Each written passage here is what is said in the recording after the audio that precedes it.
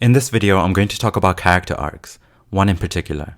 I have a lot of feelings about this final season of Game of Thrones and what it does to the characters. I could talk at length about THEON, which I think is one of the most magnificent redemption arcs I have ever seen. I could talk about JAIME, which I think is one of the most disappointing. The Night King, which is the most pathetic. But for this video, I'll talk about the one which is easily the most frustrating to me, and that is Daenerys. First of all, I think I need to make it very clear that this is not going to be me whining about where she ended up. Right now, there seems to be those that are really upset and think that the Dany we saw in episode 5 has come out of nowhere and is not who she is. Then you have another group that is saying this has been foreshadowed from the beginning, and anyone who disagrees with that wasn't paying attention. And I think both groups are kind of missing the point. On one hand, yes, just because you don't like the change does not mean it has come out of nowhere. But on the other, just because you can point to past moments as foreshadowing does not mean that this was written well. Not by a long shot. I'll say I'm definitely not a hardcore Dany stan that thinks she is owed a happy ending. That thinks she is owed a long happy life sitting on the Iron Throne ruling the Seven Kingdoms. There's no such thing as anyone being owed a Disney ending, especially on Game of Thrones. That is not what I want from the show and the books. And I do think that it is delusional for viewers to deny that bits of groundwork have been laid out for Mad Queen Daenerys. It has been, to an extent, bit by bit throughout the show. We can debate whether it was sufficient enough, and I will be doing so, but the seeds were planted and very many people, including myself, knew that this was a strong possibility from early on. And even though Winds of Winter and A Dream of Spring haven't come out yet, if they're ever going to come out, let's go by the assumption that George R.R. Martin told them that she does go crazy and decimates King's Landing in the books as well. I have fully accepted that this is her end, so I'm not going to argue against it. And as of making this, there is still one episode left, but I think it's clear that she's lost it and this will be her downfall like it was her father's. My major problem is not with where her arc is ending, but instead with how the writers got her to this point. What really bothers me is that the showrunners knew they had to get her from point A to point B, and instead of taking a route that is thoughtful and a clear, logical set of events, they took a route that is rushed and lazy, which therefore gave us an endgame for her that feels unearned. This could have worked and it could have been amazing, not in the sense that I would enjoy seeing large-scale war crimes being committed, but in the sense that we get to go on a journey with a character that is unlike anything we have seen from something this popular. Yes, we have seen good turn evil before, but I don't think I've seen it quite like this. It is so dark, but war is dark, the endless pursuit of power is dark, so this could have and should have worked, but it didn't work for me at all because the progression, I feel, was completely butchered. We could describe Dany's character arc in many ways, but essentially I think it's one of tragedy. We are introduced to her as a young girl in exile, whose entire family has been killed except for her abusive and mentally unstable brother, who is about to force her into marriage. I don't want to be his queen.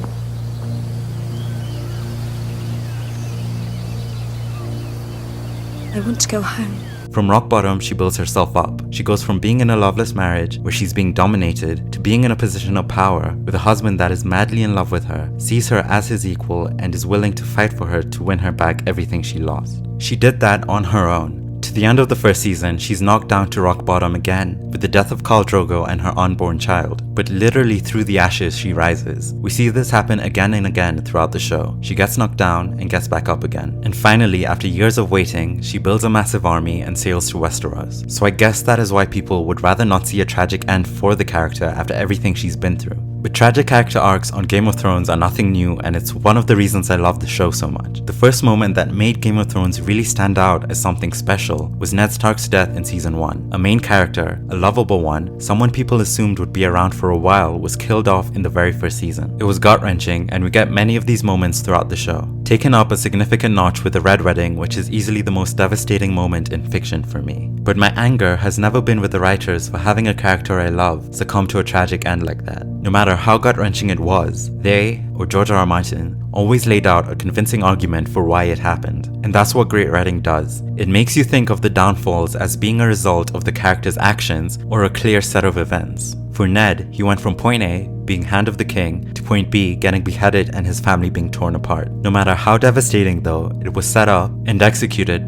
perfectly. From the moment he figured out Cersei's children were by Jaime and not Bobby B, the things he did, the decisions he made, led to his death. We as viewers know that he made a critical mistake in telling Cersei that he knew, in trusting and underestimating Littlefinger, and lastly with Sansa and himself trusting that Joffrey would keep his word and being merciful if Ned admitted to treason. It is why when the end of episode 9 happened, no one was talking about how bad the writers were. Our frustrations were with Ned, our anger was with Joffrey and Cersei. It is not that he deserved to get killed, it is that we have a full understanding of how he got there. There is no arguing against that progression. And most importantly, this moment hits us with what was the hard truth of the show, that characters, no matter how much we love them, will suffer the consequences of their actions. Same with his son Robb and Ned's wife Catelyn. Robb shouldn't have sent Theon back to the Iron Islands, he shouldn't have beheaded the Karstark, he shouldn't have hooked up with Jean Westerling or Talisa in the show, and broken his oath of marriage. Catelyn should not have freed Jaime, who was by far their biggest asset. Those massive downfalls were not pinned on foreshadowing. These characters made choices, these were monumental decisions that were set up and fleshed out so that when the Red Wedding happened, it was shocking, but it wasn't random. It was effective because we knew exactly how they got themselves in that position. It was painful and tragic, but it wasn't stupid. It wasn't lazy. Our anger and frustrations again were with the characters and not the writers, because George R. R. Martin did his job and he did it well. This is the quality of writing that makes Game of Thrones so great, but none of that was offered to Daenerys this season. The writers had her point A, starting last season where she's arrived in Westeros at her peak with having 3 dragons, the Unsullied, the Dothraki and her smart advisors, and they needed to get her to point B, being the Mad Queen and burning thousands upon thousands of innocent civilians after the city has surrendered. The approach they took with this is nowhere near as thoughtful as it should have been. First, in defense of the story, like I said at the start, the seeds for this were definitely planted dating back early on. At the beginning, it's little moments like when Mary Mazdur was burned alive.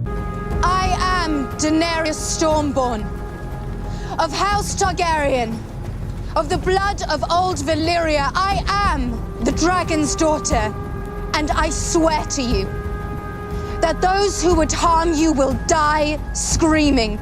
You will not hear me scream. I will. When Zarazan Doxos and Dany's handmaiden were locked in a vault to die a slow death. Bro, I'll bring you a sausage. Please, please. It's within your reach. I'm begging you, please. Yes, of course, it is entirely their fault for either threatening her life or betraying her, but in these moments she did not flinch at all. And just because they were delivered as yes queen moments does not take away the fact that looking back, they were some of the first indications of what could be lying beneath. Then later on, it got even weirder with her crucifying the nobles in Meereen without trial, crucifixion being one of the most brutal ways you can take someone's life. She then starts having her dragons burn very many people, and we can argue about who was deserving and who wasn't, but regardless, on paper, someone burning people alive everywhere she goes sounds like a monster. And a lot of those people could have gone through other forms of punishment than death by dragonfire, which is for sure up there with crucifixion as being a horrible way to go out. Yet she continually chose that because it's something in her. Dracarys.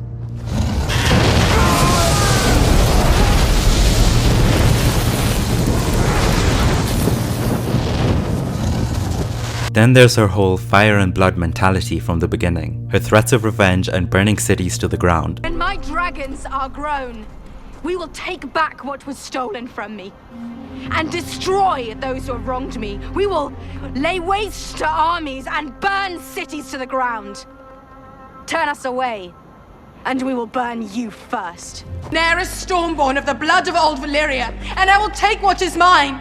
With fire and blood, I will take it. Yes. Her idea that the throne is hers and she needs to take it no matter what is a mindset that could very easily lead to disaster, and it did. So I'm not going to say that mad, ruthless Daenerys has come out of nowhere, but I'm also not going to say that what we've seen in past seasons was sufficient enough setup for what happened here, and there are many reasons for that. Yes, she's been brutal before, but it becomes less of an explanation of her future when so many characters in the show have been brutal as well. Arya murdered Walder Frey's children, made them into pies and fed them to him. It doesn't matter whether you think it's deserved, there's no denying that it is incredibly dark and sadistic. Like Daenerys, she's being brutal in her punishment and her revenge. They weren't easy to carve, especially Black Walder. Does that mean then, if Arya lost her mind in the span of 2 episodes, turning into a crazy woman that is massacring a city, that this moment from season 6 would be sufficient enough setup? No. Jaime pushed a child from a window in episode 1. If he turned into a complete maniac, would that count as sufficient enough foreshadowing? No. He was no dragon. And he was a terrible brother, you know, so I don't think anyone out there was crying when Viserys died, but there is something kind of chilling about the way that Dany has responded to the death of her enemies. If it's chilling to see the way Dany has punished her enemies, then it needs to be chilling for Arya as well, and Sansa, and every single character that has gone to extreme lengths to punish or get ahead. You haven't fed them in 7 days, you said it yourself. You can say that it is foreshadowing all you want, but it is not enough. One of my favorite battles in the show was in season 7, when Daenerys and the Dothraki attacked the Lannister Tarly army. I love it because before this, I think they hadn't really showcased the horrors of what a dragon can do. There is the moment in season 4 where Drogon burns a 3-year-old girl, but this horrifies Daenerys and she chains the dragons in the catacombs because of it. We get the idea that the dragons are in a stage where she doesn't have much control over them, and of course eventually she will. And yeah, you also have the dragons burning her enemies like Pyat Pri, Krasny's, Sons of the Harpy, and enemy fleets. But these were all given to us as moments of victory. The first time I think they really took the time to truly show us the horrors the dragons can bring was this battle in season 7.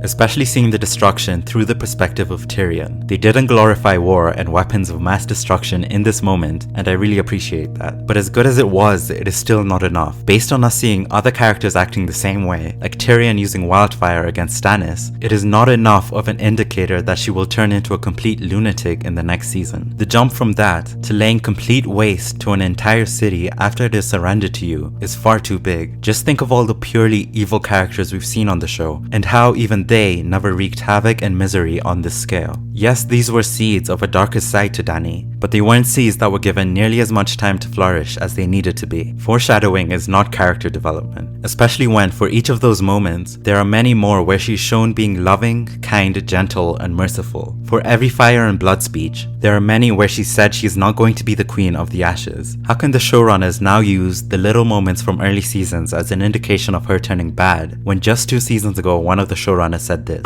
She's not her father, and she's not insane, and she's not a sadist. Without a doubt, more steps needed to be taken to develop her descent into madness. Of course, we can look back at past seasons and see several questionable moments and decisions and say, see, there were hints that she would end up like this. But I don't think that's the point. What makes the way this unfolded so bad is the way they got her here is so rushed and undeserving of a character like this. Like I said with the downfalls of other characters, none of them get me angry at the writers because I know they took the time to map it all out for us. But with Daenerys, I have no idea what exactly they're telling us she should have done prior to turning crazy. First, we are told by the writers that the White Walkers are the biggest threat in existence, and the war for the throne is pointless if they do not fight and win the Great War. So Daenerys is faced with a choice: do the right thing and fight this huge threat, or be heartless and don't. She does the right thing, the thing that they've been hitting us over the head with for years now, and she puts humanity first. For this moment, she puts aside her desperate want for the throne in order to fight what we were told was the more important battle. She does this just 2 episodes before she commits mass murder of innocent civilians. Come on. And in doing so, in putting her humanity first, she lost a dragon, lost a Jorah, lost half her army, and seemingly all for nothing because it was super assassin Arya that defeated the dead in the end. So what exactly are we supposed to believe? The literal fire of the show shouldn't have fought the ice? Is that what we're supposed to take away from this? Because had Daenerys been soulless, she would have her army and her 3 dragons fully intact. But if she did do that, everyone would call her an evil Targaryen for doing so.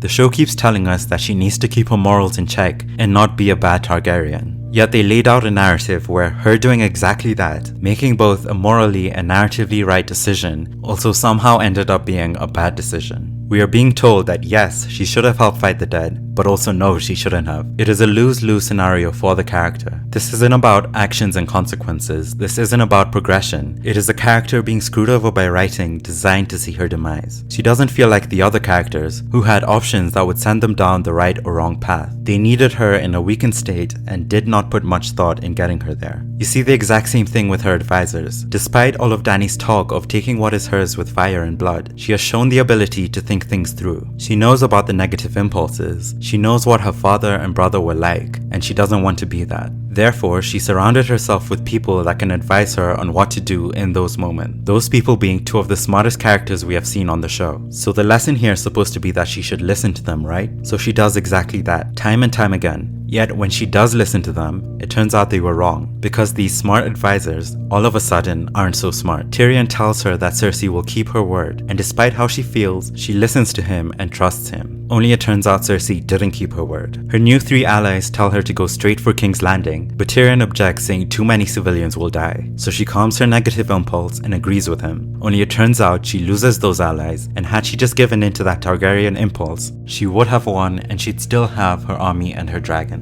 So we are puzzled and have to ask ourselves, is she not supposed to listen to them? Is she supposed to be a dragon? Apparently not, because when she doesn't listen to them, like with the burning of the Tarleys, we are told that this is an indication of a crazy dark side. It is the same impossible scenario written for her. She is both wrong for listening to her advisors and wrong for not listening to them. If she listens to them, she loses. If she doesn't listen to them, then everyone's calling her a mad queen. Like with the fight against the White Walkers, there is no clear message and no clear narrative. They are constantly giving her losing scenarios for absolutely no other reason than to serve as a catalyst for turning her into the mad queen. And when we do finally reach a point where she does have a clear choice, that the city has surrendered and she can show mercy, by that point they've already told her she's changed. It's not the same Daenerys being given the option, it's a crazy person. I know many people are analyzing this moment as her choosing fear. She thinks that the people will never love her, so her only option to be secure on the throne is for them to fear her. And she does say that, let it be fear. And I think yes, that is definitely a part of it. Fear broke her, but let's not give the writers too much credit. What we saw her do was the worst thing anyone has done in the series. She turned into the Westerosi version of Hitler, a genocidal maniac, and it cannot be explained away with a simple, she lost everything and fear broke her. For all the examples of foreshadowing, there isn't anything we've seen that can adequately set up such an extreme turn. Instead of giving us a clear, logical set of events to get from point A to B, they decided to take the laziest route of just stripping her of everything she built under the most idiotic circumstances. Whether it's a nonsensical battle strategy to knock out most of her Dothraki, or having her and all of her advisors simply forget about the Iron Fleet. Dany kind of forgot about the Iron Fleet and Euron's forces. They certainly haven't forgotten about her. Even though it is literally the only thing they have to worry about when sailing to Dragonstone. They did it just so that they can kill off a second dragon and her best friend. Daenerys, the character, had no say in that. No one believes for a second that she, Tyrion, Varys, and Grey Worm would just forget about the fleet. No one believes that she would not be able to spot an entire fleet of ships while flying. It is the most pathetic way to treat this character after all this build-up. And once they've made sure she's lost everything, they sit back and say, her Targaryen genes kicked in and did the rest. Their only development to this was to take away everything she had and blame the rest on genetics. That is not okay with me. I do not want to watch a character grow and develop for years to completely be reduced to crazy Targaryen genetics in the span of 2 episodes. That is not compelling. And it just leaves me wondering, what is the point? This should have been a very compelling character arc, but I am not compelled in the slightest. It feels like such minimal effort was put into developing this, with all the focus being on ending with the Mad Queen and not how she gets there. Maybe they needed more episodes. Maybe more episodes wouldn't have changed a thing because they wanted this to play out as a twist and shock audiences with it. Either way, I'm fairly confident the books will do a better job of it. I hope this video made sense and I explained my opinion well enough. I'm interested in hearing yours, so leave a comment with what you think of our character arc. If there is any significant development to Daenerys within the series finale, I'll make a part 2 of this. But as of right now, I think it's clear that this is her arc. She's lost her mind and it will be her downfall, simply because of those darn Targaryen genes. Unbelievable. Thank you for watching. Bye. Best season ever! It's the best. It's the best season ever.